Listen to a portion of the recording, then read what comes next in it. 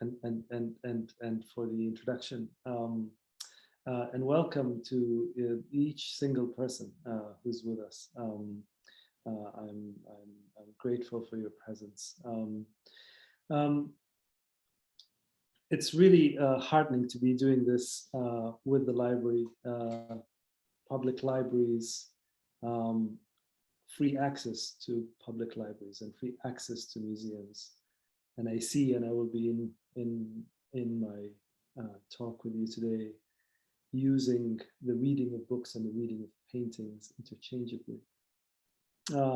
Free access to public libraries and public museums has really changed my life. I feel very, very passionate about it. It's one of the few causes that I'm willing to die on the front lines for, because the gifts that it has, that privilege has given me, is just very difficult for me to calculate, and its effect on my life, and I see it, of course, on the effects of others. I'm going to be coming at the subject of writing, how we might do it, and what is involved in doing it. I'm going to come at it sideways a bit, and I ask your patience and to stay with me as I go in these digressions.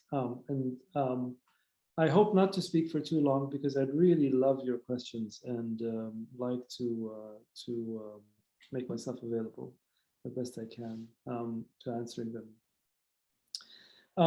I suppose when I say sideways, coming at it sideways, I'm going to speak less about craft, because to me, craft is such an endless ocean. It's a very difficult thing to speak about fruitfully, at least for me. And also,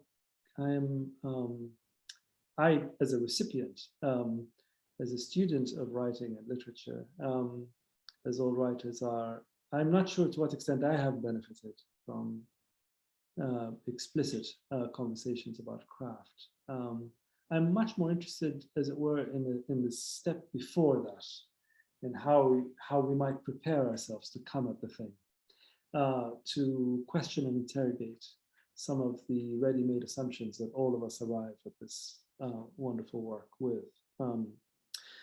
So what I wish to speak about is qualities of attention, or the attitude with which one arrives at the writing desk. Another way of describing it is the intent or objective that we bring with us, very much like undeclared goods, to the task of writing. As I said, I'm going to be using reading of books and reading of paintings interchangeably, and I want to tell you about a painting that I was looking at in 2002, in the beginning of 2002, so before the many changes that we have all suffered. I was looking at Titian's The Death of Actin. It's a wonderful painting. You'll find it, it's at the National Gallery in London on their website. It's, you'll be able to see it there. The Death of Actin. It's the final picture in a cycle of paintings that the Venetian artist Titian painted for Philip of Spain. And the cycle really is interested in the story of Diana and Actium, as written by Ovid. But Titian never delivered this last painting. He delivered all the ones before it, but not this last one. In it, Actium, now a stag, locked inside the self that he was not, is being shot by Diana, devoured by his dogs, who are either being true to their hunting breed, or else, and the training that they received, or else true to their transformed master, eager to peel off the mask, as it were. Ovid likes this ambiguity. He describes the dogs' purpose in such a way as to suspend the possibility. He writes, crowding around him, they buried their noses inside his flesh and mangled to pieces the counterfeit stag who embodied their master. Ovid also gives us these wonderful biographies of each dog. Each one is very good at a particular hunting skill. Um, by the way, the translation I've just quoted you from is from the Penguin um, version of that book, translated by David Rayburn. I'm now, as it happens, somewhat 30 months later, still looking at the same picture. This is partly because it takes me a long time to look at a painting. Paintings take a very long time to be made. And so it seems only fair to give them time. And I've found the act of giving a painting time fascinating, immeasurable, oftentimes fruitful, unpredictable. The painting becomes a sort of landing place, like the great books that we return to and read. A place that cultivates, curates, energizes our curiosities and our questions. So it's partly for that reason that I'm still looking at the same painting. But the other reason, of course, is that the museums, due to the various lockdowns that we have all endured, have needed to close several times. But the other reason why it has taken me longer than average to look at this one particular painting, The Death of Actin by Titian, is that I feel that the pandemic has changed time, or made it a little vague or uncertain, ever so subtly, which is also what certain paintings, of course, do. Paintings like The Death of Actin, they do seem to interrupt or alter or ever so slightly bend time. Great books do that too, of course, those we read, but far more particularly and elaborately, given how long they take, the books that we write. In this way, I feel the books that we write or come to write or happen to write, the paintings that we look at and the books that we read, become our fate in some way. I'll return to this idea in a bit. But just to illustrate some of what I might mean by books becoming our fate, the writer David Malouf speaks of this. He says somewhere, I forget where or in what context, that after his fourth or fifth book, he felt that his fate was sealed by the books that he has written, that the trajectory of his future work was somehow decided. The world is filled, of course, with pictures and books, wars and horrors. It is impossible to look at them all. And it is not clear, once we have decided what to look at or to what end we should give ourselves over to something, how we might do it. In other words, it's not certain to me what is the correct way to pay attention to something. Just as it is unclear what it might mean to be done with it, to be finished. So these are things that I am intrigued by and uncertain about. And although the choice when it comes to what we write is, of course, much narrower, it is just as affected, I believe, by our approach, by how we come at it, and to what end. And this is what I'm hoping to say something about. How we write and to what end is, of course, a very private matter. One could argue that it is the most private thing. I'm certainly not promoting, or I certainly don't advise discussing it in public. And certainly none of us should delegate or mandate to anyone else how to go about it. In fact, it is as essential to guard our reasons and motivations, which oftentimes anyway exist outside of language. They're felt. It is as essential to guard those as it is to keep this whole subject within our quiet hours, in the solitude of our own thoughts, to keep it contingent and open to interrogation, to revision. Having said this, there are some temptations or patterns or ideas that I'd like to touch on. And please excuse the brevity of these. They are very much incomplete, partly because I hope there will be already known to you and therefore recognizable. I'm relying on your sympathy. One is the tension between what we might call obligation and freedom, the weight of the past and the facilities of one's mind, or our opinions and beliefs versus our liberty and imagination. The writer as the master, as quote unquote the author, the authority, versus the writer as a symptom or an inheritor of both a tradition and of lived experience. In a fascinating book by a writer I think very highly of, called Abdel Fattah Kilito.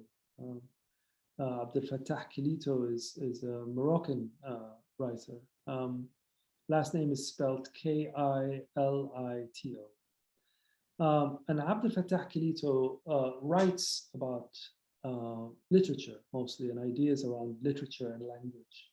He's truly one of the great bibliophiles of our time. He's read so widely in various traditions, English, French, Arabic, and has a genuinely an enviable sort of grasp of literary encounter and activity and eruption and memory and echoes. He's very interesting. In one of his books, a very short book that's been very well translated to English, called The Tongue of Adam, Kilito asks the question, which he admits himself is somewhat in fact, he promotes it on the terms that it is a very childish question. You would learn when you read Kilito that he's very funny as well as being very brilliant. The question is, what might have Adam and Eve spoken? What was the language that they spoke? And what did they use it for? What might that tell us about the very nature of language? And one of the things that he very early on in the book comes up with is that given their dilemma, given that they existed, in other words, in a situation where it was very urgent, necessary for them to know what is permissible and what isn't, what they can do and what they can do. And the consequences, as of course they've learned later, are immense and quite dramatic. Given that situation, Kilito argues, language for Adam and Eve would have functioned in the way of what a blade would have done, it would have split wrong from right, allowed Adam and Eve to distinguish between those two things. Kilito proposes that, quote, to know is to take apart, to segregate, separate, slice in half. The operation, he says, is very similar to the act of cleavage, the making of a nick or a notch, a fissure or a forking of the tongue, the serpent's tongue, naturally, he says. So Kilito's interested in this idea that perhaps what this might mean is that to know something is to bring it apart, as it were. Perhaps this is why the 19th century Italian poet Giacomo Leopardi meant when he wrote, "He who doubts knows the most of all." Perhaps, therefore, knowing is not about authority, not an act of containment or closure, that by the time an author sits down to write about, say, a particular subject, it is not because she has achieved at that point full command over her subject, that writing is not the result of the fruition of complete knowledge or authoritative knowledge, but rather that it is at the point that the unpredictability and variance of the subject has fully taken shape and matured for the author. I would say go as far as say bewildered the author, and began to be like a system of dynamic parts, mobile and held in a fine balance. It's at that point that she sits down to write. That's certainly been my experience, that every book I've written, I didn't start writing when, quote unquote, I've exerted my authority over the subject. In fact, the opposite. It's when the mysteries and questions and dynamism of the subject was at its most intense. And the writing becomes an act of initiation into the subject, of learning. And this is why I always find this a very interesting irony that writers, most writers, I'm certainly like that, find it impossible to speak about the book that they're writing, because somehow the work involves language, and therefore talking about it, you're also borrowing words from it. And it's a bit like asking a painter to make a sketch of a painting he's working on. You know, it seems a bit odd, or a composer to whistle a tune from the symphony that he's writing. You know, so that's so I think there is a problem of language, of talking about writing. But the moment I think when, at least I am at my most, where I have the most amount of command over the book, is the moment I finish it, just finish it. When I just finish it, I have a lot to say about it. I can say a lot of things about the book I've just finished. But then by the time it's published, of course, that could take anything between a year to a year and a half. You're back in your space of ignorance again. You know, so I always found that quite curious. And that the book, in other words, the book is ultimately its own authority. Not its author, nor anyone else is an authority over it. Anyway, that's a side point. So perhaps what I'm suggesting, perhaps writing, in other words, like the nature of words themselves, is not the summation of knowledge or the condensing of experience in a concentrated fashion that tolerates nothing outside the boundary of its focus, but rather, perhaps writing and words highlight the distinctions, the meeting places, the gaps. In other words, words are uncertain, but also they are also works in progress. And I think a lot of clues about what literature might be and what the humble engagement in trying to contribute to it might involve is connected to the nature of words themselves. That words, all the words that we're using, are works in progress. Their meanings change and evolve. And we know this, of course, when we look back and see how some of the most common words that we're using, like the word common, has meant different things at different moments in time, slightly different inflection, absorbing meaning, declared meaning, and undeclared too.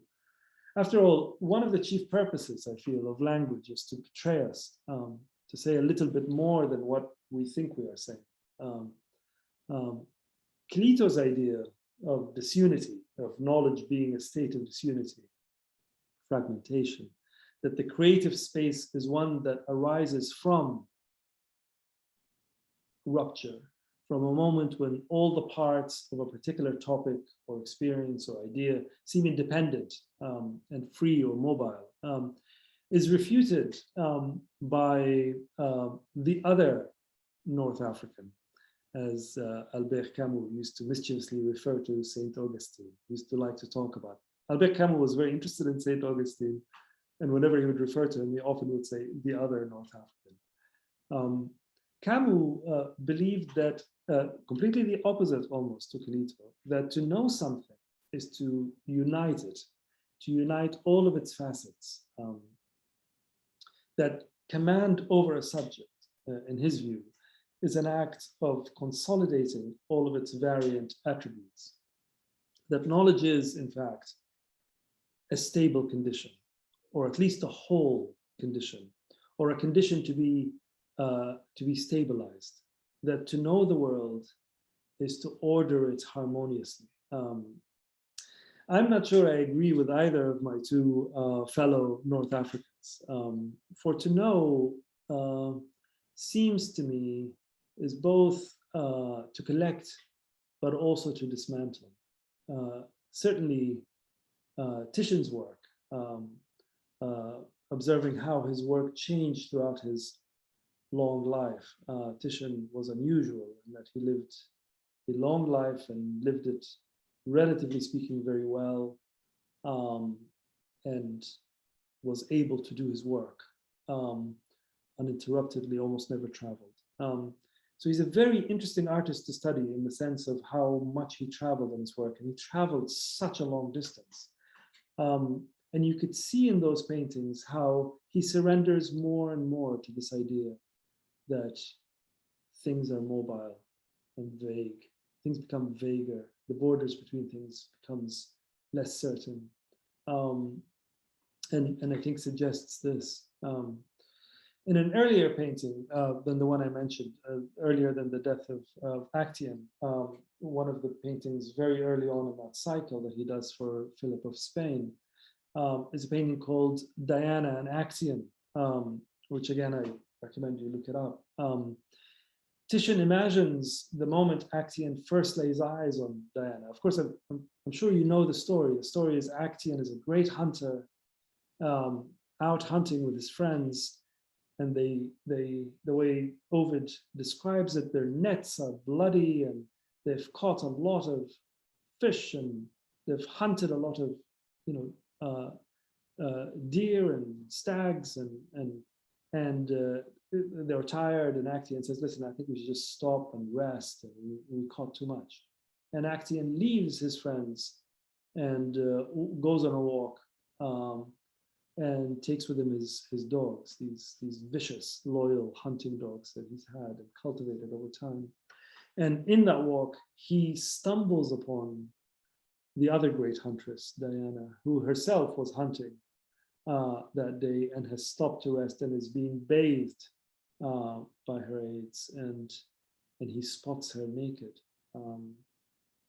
And of course, at that moment, everything, his fate is sealed.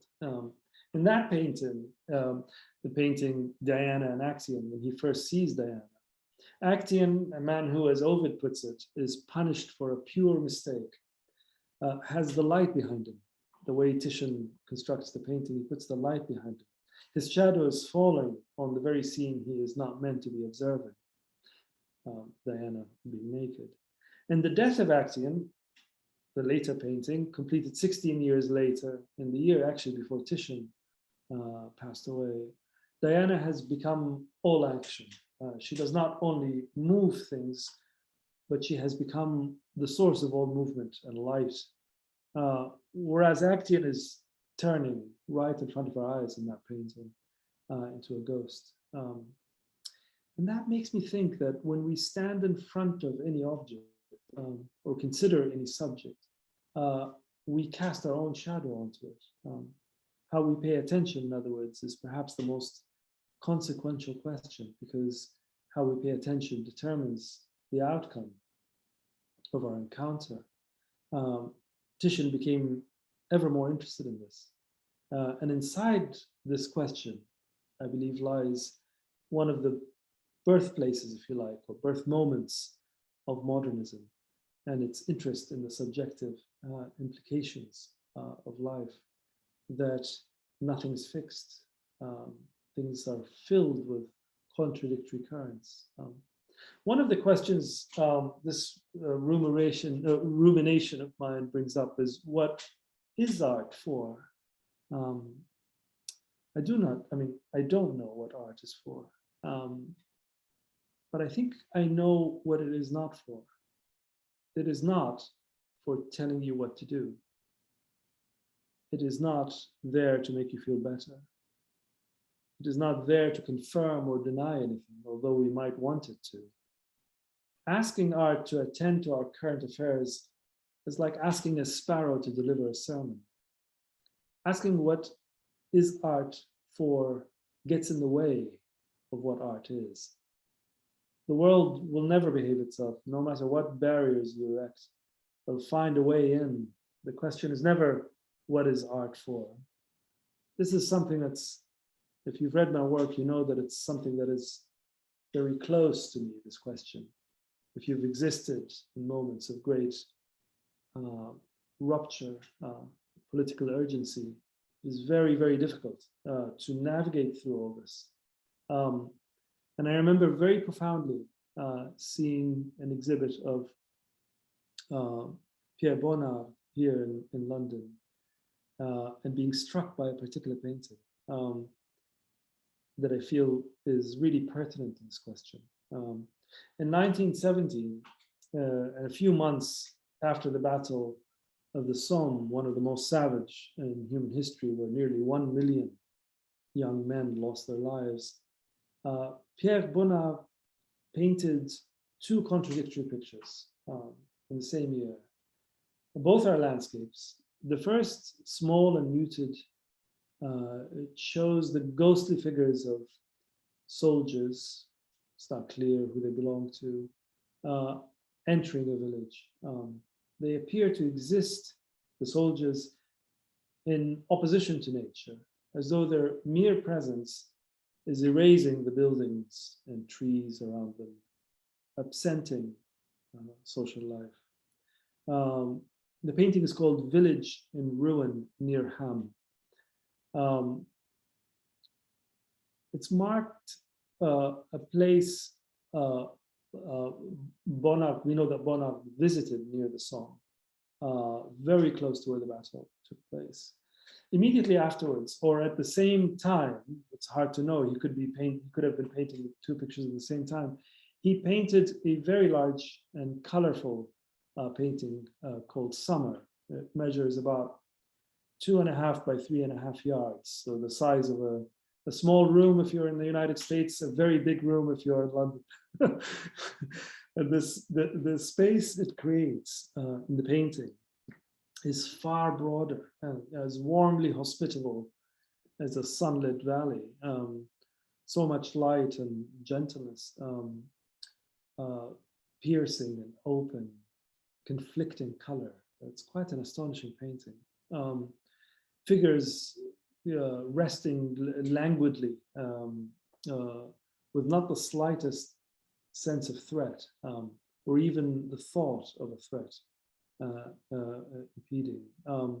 They're lying languidly on the lawn. I was really struck by that he was able to do those two things very close to one another under the incredible dark knowledge of the Somme. If I have one thing to promote, I'm not sure if I have anything to promote here, but if I have one thing to promote, it is a certain quality of attention, one that has become more difficult, I feel, at our time. Each painting suggests a philosophy of looking, I believe, just like each book desires to be read in its own particular way. Much more profoundly, of course, each book that we write readies its author towards its own purpose. This is another way by which I mean our books are our fate. They form and train us. And one of the most crucial steps, I feel, is how best to make yourself available to your book, to cast aside any assumptions about what you might write or why you are writing, to interrogate those questions, or for what reason, or for what reward, and reverse the relationship for it to become a relationship of service, where the true authority is the book, and you're merely lending yourself, you're making yourself available to it.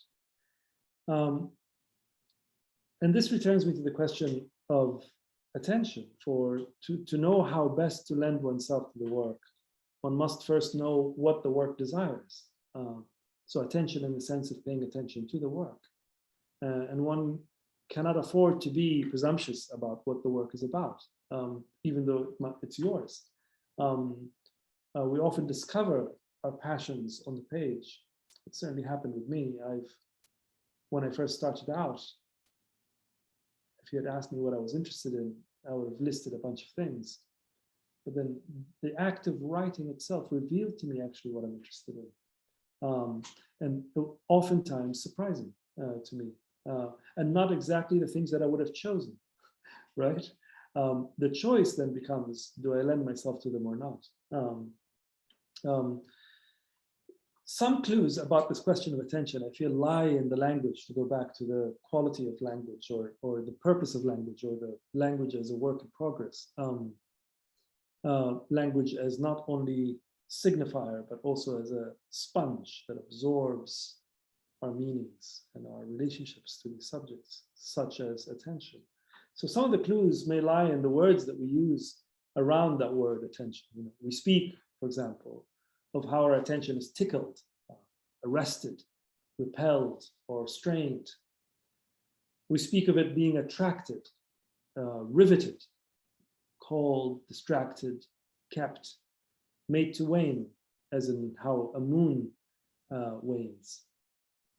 And when directed at us, we are liable to be flattered by it, excuse me, worried by it. We are liable to feel respected or insulted by it. And when we require it, we sometimes require it closely or freely, generously or pointedly. We want it held, engaged, invited, led. But however it comes, we know that it can come willingly or prompted, amused or critical. It can be gentle and just, but it can also be violent and unjust. Deep down, we know everything depends on it. Mostly, we know it is paid. What is certain, at least from these words that we oftentimes use when we speak of attention, is that we speak of it as though it's a currency, one to be urged and tempted to be paid and received. We say, pay attention. And therefore, an assumption is embedded there about a return on the investment. But the attention I'm arguing for, trying to make a case for, the attention that I would promote in how you approach your work, is one where the transaction is not evident. It is not evident what is gotten from writing a book. That kind of attention, the spontaneous, unwitting, unplanned, the kind of attention that is unspoken for, takes time, but it also takes a certain openness, I believe, of approach, a sharpness of curiosity. It is, in other words, the opposite of the accusations it sometimes receives of being passive, pointless, and without purpose. It instead contains within it, I believe, the question of what is art. What does it take to create it? And therefore, given the commodification of almost everything around us, how we might engage with it. Finally, I'd like to leave you with one more idea in response to this question. In the penultimate volume of Marcel Proust's In Search of Lost Time, in the volume that is titled The Captive, a character, Bergotte, wanders into the gallery looking at pictures. He is dying and looking at pictures. Bergotte knows that he is dying, but his, as Proust puts it, natural optimism stops him from accepting the fact. The death comes regardless. We are with him and watch him go. We watch him go as he thinks about a yellow wall in the Vermeer painting that he is looking at in the gallery. He repeats to himself, little patch of yellow wall with a sloping roof, little patch of yellow wall. And it is in this state, on the doors of death, that Bergotte, and with him Proust, is wondering about what it takes to paint a wall like that, a wall with so much feeling, with, as Proust puts it, so much knowledge and skill. In response, Proust posits this following trinity: kindness, scrupulosity, and self-sacrifice. There's a very curious passage. A man looking at a painting and death creeps up on him. And in doing so, a revelation is made about what is needed, what might be required in order to make great art, which is perhaps also what is required to see it: kindness, scrupulosity, and self-sacrifice. Kindness, I think, in the way Shakespeare might have meant it, of a kind, a replica, a copy of something that already exists, for example. But also kindness I believe, as in compassion or active sympathy. Scrupulosity, the word itself, sounds like something scrubbed clean. Is to be exact, because art is the opposite of carelessness. It's the opposite of a thoughtless act. And self-sacrifice, because art is the opposite of totalitarianism. It's the opposite of dictatorship, authoritarianism, where instead of a dominant doctrine, a dominant narrative, there's a conflicting array of passions and ideas, men and women running against their own hearts, held together in a fine balance that keeps them mobile and independent, perhaps most crucially, from their maker. I think it really matters how we look at things, how we listen to one another. We know, for example, what it is like to be truly listened to. Most of us, I hope, are lucky enough to have experienced that. We know how it changes what we say, how it can make us say more than we thought we were capable of saying or we were capable of thinking. Honest attention, it dignifies its subject. The ways in which one pays honest attention to one's work, I think, is perhaps one of the most crucial things. Thank you for your attention. I'll stop here and very much welcome your questions. Thank you so much, Hisham. What a wealth of knowledge to bring to the group, learning about your experiences, and certainly open it up. Let me let people, I see some hands clapping, a little applause there as well. If anyone has a question, please feel free to put it in the chat or unmute yourself. Let me just make sure I can allow that to happen. There you go. You should be able to unmute yourself if you'd like. And Hisham, there's a couple comments in the chat, and let me go through and see if I can read one. The first one came from Andrea, who said she appreciates the concept of generously giving ourselves to the, excuse me, let me say that again. Generously giving ourselves the gift of time. Time to look at a painting, read a book, look at what is in front of us. It's our responsibility to pay attention and to spend time to accomplish what we needed to. So that really struck Andrea, and I just wonder if there's a little something to elaborate with her feedback. Yeah, well, I'm very glad, Andrea, that it resonated with you. I think it's always been, I think, since time immemorial, it's always been the question, right? How do we attend to one another and to nature and to the things that we hold important or interesting? But I feel, to state the obvious, this question has become more complicated in our time because we're ever more distracted and distractible for the obvious reasons that I'm sure I don't have to mention. But also, I think it's become also more complicated because we have also never been more at the mercy of our intentions, and our tastes. Most of us, we know where to find what we need, or where to find the kind of pleasure and news and things that we need. We go directly to them. We are not, we are rarely exempt from our own intentions. And so I think time here is both as a currency, as a thing to give to things, but also as a way to sort of, complicate the force of our intentions. I'm not, of course, arguing that we should not be driven by our intentions. Intentions can be positive, but often are, I hope.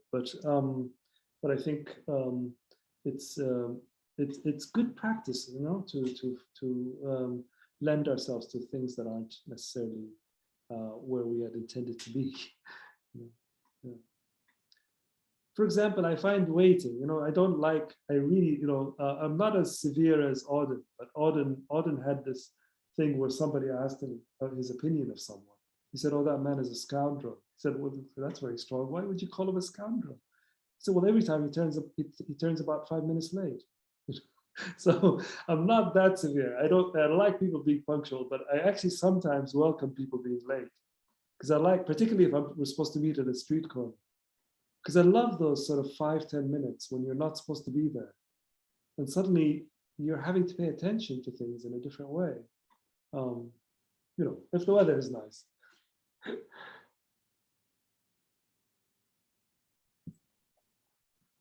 spoke a lot about, I think, what could be boiled down to as observing. So the paintings is observing, having some of that time, the unexpected time where someone's supposed to meet you, then you may find yourself observing what's around you as you're looking and searching for that person, or just waiting to be tapped on the shoulder.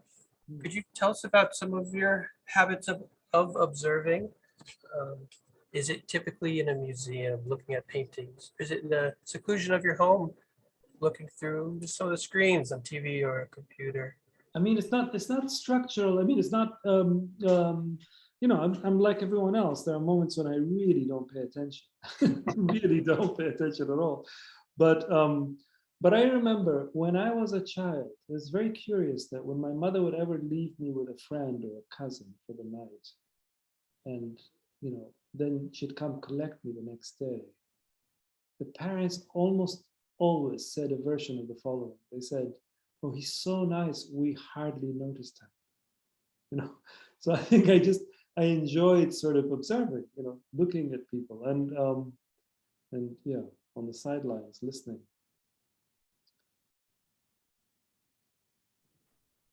I was just wondering, you spoke a lot about art. Do you think there's a spectrum of what's considered like more art or lesser art? I think in this modern age, we have like a lot of art that's created for like purely commercial appeal or to make money, like movies. We see it with like music, and sometimes we see it with novels.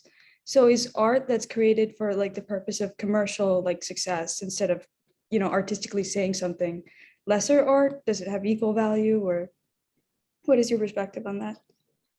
That's a very big question, and I mean, my inclination is to say that there's a real strong distinction between the two. But then suddenly I thought, well, there is great art that was created for a very specific purpose, that it was commissioned or created as a form of advertisement, you can say. It recently was in Venice, and I looked at the Carpaccio cycle that he did of Saint John slaying the dragon, and he set it all in Libya. And Carpaccio never went to Libya, but he was imagining what Libya looked like. And Saint John slays the dragon, saves the Libyan princess, converts her and the Libyan king to the faith. So it was an act. It's a beautiful painting, an incredible painting, but it was made as an act of propaganda at a time when Christendom was losing territory to Islam, and so it was a way to make people feel better about all of that. Yet it's a great painting. But I think commercial art in the way that you mean it contemporary, I think, if I understand you correctly, say advertisement stuff. No, I think that's a completely different category, really, completely different. I am very, I enjoy different kinds of things. I enjoy some of that too. But I think, I'd be the last person to say what serious art is. All I know is that I would be the last person to say it for anyone else. But for me, it's the moment when I'm captured by something and where my curiosity is sustained, for a long period of time. And I want to also be delighted by it. I also want pleasure, entertainment, but I want ideas, and I'm very greedy. I want philosophy and poetry, and I want pleasure and aesthetics, and I want everything. That's what I want from a picture or from a book. But yeah. Thank you. Thank you.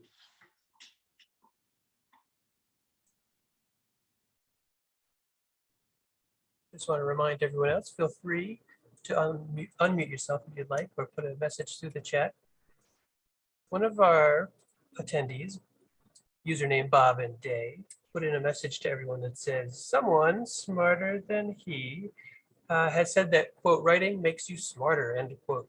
And they think this echoes your suggestion that we arrive at writing, not all knowing, but open to acquiring knowledge about our subject. Hmm. So this astute attendee paying attention and thinking of a similar sentiment. And I wonder if you could elaborate just a little on part of that as you. Yeah, I would, broadly agree with that, definitely. But I would also say all work, there's something about work that makes us, of course, it depends, there's certain work that maybe would not do that for us, but any work, I think, something about especially work that's very demanding, either as a skill or as an intellect, or demanding in those ways can be, can refine our skills, this is a blanket statement. Of course, a lot of it depends on our attitude and how we approach it. But I do think that's possible, and more than possible. I think it's mostly what happens. Well, I'm Leah. I'm Hisham. I loved your wonderful sense of humor and obvious curiosity and learning, sort of a mission of learning. I know when I'm painting and the painting comes out well, I have to really concentrate and look at the details, and otherwise it doesn't come out right. And I learn a lot about the other person. And I'm starting sort of switching over to writing. And I haven't quite got to the depth that I do when I'm painting. So I don't learn quite so much. I'm still in the quippy sort of broad brush stage, but I do learn. I love that you say any work one can learn a lot from. And I too have that same curiosity you do, just constantly wanting to get some new information or a new point of view. I just love it's almost like a deep philosophy. It's just wonderful. Thank you. Well, thank you very much, Leah. Thank you, and good luck with your painting and with your writing. But I do think you're right. Yeah, I agree. I mean, I agree not about your opinion of me, but I mean, I agree about what you say about learning and things. Yeah.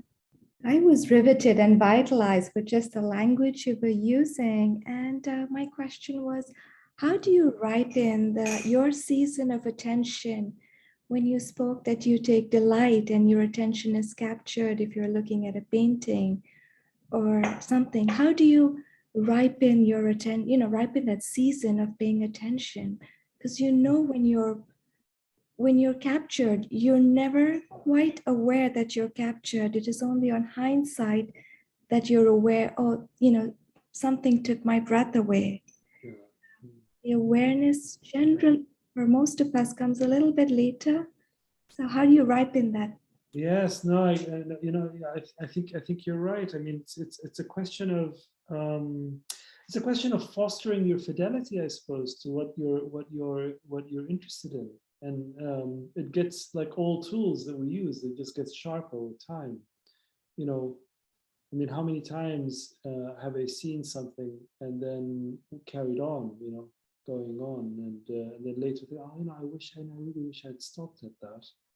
Now I'd have to go back, and then I do go. And if I can go back, I go back.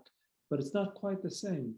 It can be nurtured back, but not quite the same. But all that, it's a practice. It does feel like a practice to me. The way people speak about, speak about things I never do, like running or yoga or something. It's a bit like that. You sort of get better at it. In the beginning, you think you're gonna die running. And then it suddenly becomes, I imagine, it becomes easier, and it's a bit like that. Really, and it's not only that your instinct towards your what you're interested in sharpens, and your fidelity towards paying it attention improves, but also the language widens. You start to be interested in different things, or the things that you're interested in. At least in my case, the things that I'm interested in, have led me to other things that I never thought I would be interested in. Never thought I would. I never thought I'd be interested in 12th and 13th century Sienese painting. That was the last thing I thought I'd be interested in. I was interested in Cézanne and Manet and rock and roll and jazz and things I'm still interested in. But I didn't think I would fall so passionately in love with these very old paintings that are about oftentimes Christian iconography and a culture I didn't grow up in. I didn't grow up with that language, that visual language. So it's not like I was moved spiritually by them, but I just found them fascinating. And genuinely, it happened when I was 19 years old. Genuinely perplexed by my fascination, kept it almost as a secret because they're evidently not cool paintings. I mean, if there's a girl you really want to impress, you don't take her to a Sienese painting when you're 19 because it's not what you imagine being a cool painting. But my interest to them just grew and grew and grew over years, and became a companion, in my life, like a conversation that I was having with them over a very extended period of time. That when I finished my third book, The Return, which is a book that, like old books, when you finish them, you just, everything starts to rearrange itself. It's a slightly disorientating moment, or can be. But with that book, it was much more so, because the book was written out of my veins. It was a very difficult book to write, and I really felt that I had survived the experience of writing it, and wanted to do something really pleasurable. And the first thing I thought of was go to Siena, and for the first time, really, a city I've avoided all the time because of the strong passion I have for the paintings. I didn't want to go there for a day or two. I wanted to go for an extended period. And spent a month there and looking at paintings, and it was very reassuring to actually find that I was, I'm not crazy. The things that we're interested in for reasons. We're not mad. We're interested in because there's something about them that speaks to us, or that we find enlivening, invigorating, a space for learning, yes, but also for just pure pleasure, delight.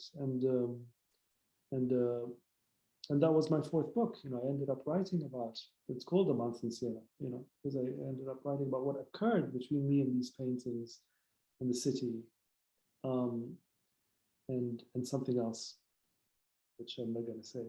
That's in the book, maybe the most important thing. And so it's this attending to and respecting, taking seriously our curiosities, I think, is something I'm very, very interested in. That's why I am slightly offended by acts, commercial acts of tantalizing our curiosity, because it's a bit like sort of taking something incredibly profound and serious and capable of genuine sort of moments of knowledge and transformation, and turning it into some kind of commodity, But anyway, that's another subject. I think curiosity, I mentioned it because the word curiosity has, I feel, been devalued a bit. It sounds, even when you say it, it sounds a bit thin. It doesn't sound the way I feel it. Curiosity to me is a profound it's a profound passion for the nature of being a human being. It's taking the enterprise of being a human being very seriously, because it's serious business. It's really the best thing that has ever happened to me. And it's also the worst thing that has ever happened to me. Being a human being.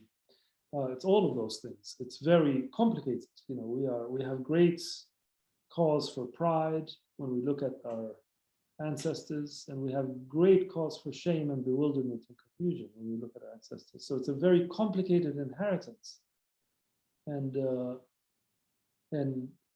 engaging with it in an active way is, I think, a serious business. And it isn't just about how it makes me feel. It's about something much more serious than that, much more interesting than that. And it's certainly not about how it will exonerate me or make me feel better or bring up my station in society. There's none of that. It's about something else.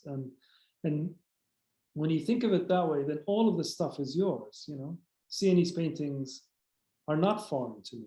They should be foreign to no one, because they really genuinely belong to you and I and to everybody. The people that painted them are, you know, Duccio is my brother. I feel that, you know, very strongly. So is Virginia Woolf, you know, is my sister. But also, you know, terrible criminals in the past are also my brothers and sisters. You know, so it's a very rich endeavor. You know, it's so, and the word curiosity in our, I hope I'm wrong, but I feel that what has happened, what we've done to that word is that it slightly devalues that engagement. And I mean curiosity in a much more serious way than you know, something tickling your fancy, you know, something much more, you know, yeah, that's what I mean. Deeply thankful to you for sharing your thoughts with us. Thank you so much. Yes, and I think maybe time for one more question if we have one from our group. Got some great responses from Hisham, which has really grabbed me. It's interesting to try to get a taste of how just a little taste of how your mind might operate, because I've been reading Anatomy of a Disappearance, and it's just, you've captured a voice, you've captured a feeling, a sentiment, and then to hear how you might operate and how you might, what attracts you, and how the mind of the author has always been intriguing to me. I think we're getting that with these great questions and your wonderful responses. I just wanted to give another opportunity to our attendees. If someone else has a question, would like to ask anything. This is Day of Bob and Day. If not so much a question, but just a couple of comments. One is the idea that curiosity as a word has been somewhat devalued sort of took me by surprise, and then I stopped and thought about it in the last few minutes, and I would tend to agree with it. The other thing I wanted to say was that I want to thank you and the library for this session on talking about why we write. I appreciate all the other, you know, events which usually focus on how to write, but talking about why we write is so important. And thank you very much for organizing this. Well, thank you for that. And you know, I do hope I'm wrong about the word curiosity, and maybe I'll be wrong the moment we all sign off and take with us the word curiosity and make something else of it.